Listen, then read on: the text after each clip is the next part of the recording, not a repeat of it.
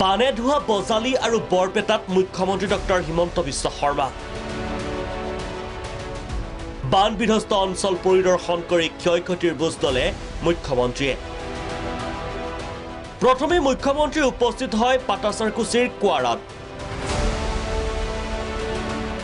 কালদিয়া নৈৰ বানত ক্ষতিগ্ৰস্ত হৈছিল কোৱাৰা অঞ্চলটো মঙলবাৰে কোৱাৰা অঞ্চলৰ স্থানীয় লোকৰ মনৰ বুজ লয় মুখ্যমন্ত্ৰীয়ে বাহনী পানীৰ মাজেৰে বানাক্ৰান্তৰ সমস্যাৰ বুজ লোৱাৰ পিছত ক্ষতিগ্ৰস্ত লোকক প্ৰয়োজনীয় সা সুবিধা প্ৰদানৰ নিৰ্দেশ দিয়ে মুখ্যমন্ত্ৰীয়ে ভৱানীপুৰ সমষ্টিৰ মেধিকুছিত পহুমৰা নৈয়ে সৃষ্টি কৰা বান পৰিস্থিতিৰ পৰ্যালোচনা কৰে ডক্টৰ হিমন্ত বিশ্ব শৰ্মাই পহুমৰাৰ ভগ্ন মথাউৰি পৰিদৰ্শন মুখ্যমন্ত্ৰীৰ বানৰ প্ৰকোপ কমাৰ পিছতে নিৰ্মাণ হ'ব পহুমৰা মথাউৰি 2020 চনত ইয়াত মথাউৰিটো ভাঙোতে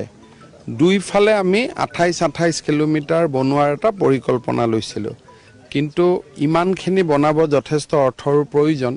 12-14 কিলোমিটাৰ মান বনোৱা হ'ল বাকিখিনি বনোৱাৰ বাবে অনুমোদিত হৈ আছে গতিকে অহাবাৰ আমি বনাব পাৰিম কিন্তু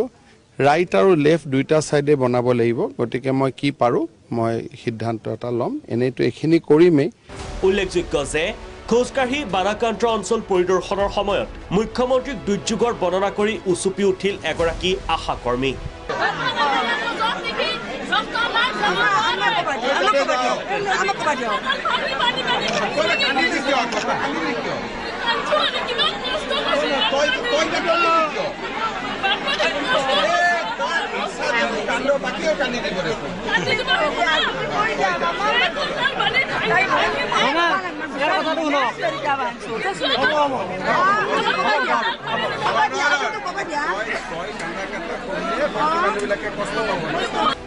মেডিকুছিত কেইবাটাও আশ্ৰয় শিবিৰো পৰিদৰ্শন কৰে মুখ্যমন্ত্ৰীয়ে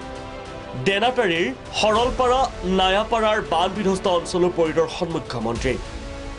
বজালীৰ বানাক্ৰান্ত অঞ্চল পৰিদৰ্শনৰ পিছতেই বৰপেটা সত্ৰ আৰু পাটবাউসী সত্ৰত উপস্থিত হয় মুখ্যমন্ত্ৰী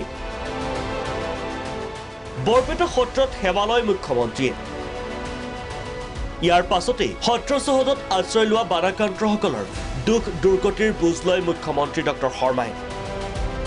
পাটবাউসী সত্ৰৰ চৌহদত থকা বানাক্ৰান্তসকলৰ কাষতো উপস্থিত হয় মুখ্যমন্ত্ৰী বন্যাত্ৰসকলৰ ক্ষয়ক্ষতিৰ বুজ লোৱাৰ পিছত তেওঁলোকৰ সহায়ৰ বাবে ব্যৱস্থা গ্ৰহণ কৰিবলৈ জিলা প্ৰশাসনক নিৰ্দেশ দিয়ে মুখ্যমন্ত্ৰীয়ে বজালীৰ পৰা জিন্তুল তালুকদাৰ আৰু বৰপেটাৰ পৰা দিগন্ত কলিতাৰ ৰিপৰ্ট প্ৰাগ নিউজ